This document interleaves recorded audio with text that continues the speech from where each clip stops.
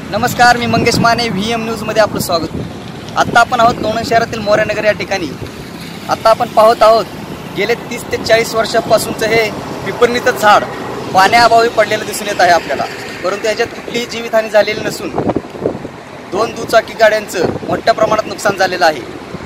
तसेच या झाडाच्या सावलीचा आधार घेऊन वयोवृद्ध, लहान मुले आणि कॉलेजची मुलं मुली या ठिकाणी सावलीच्या आधारासाठी येत असतात.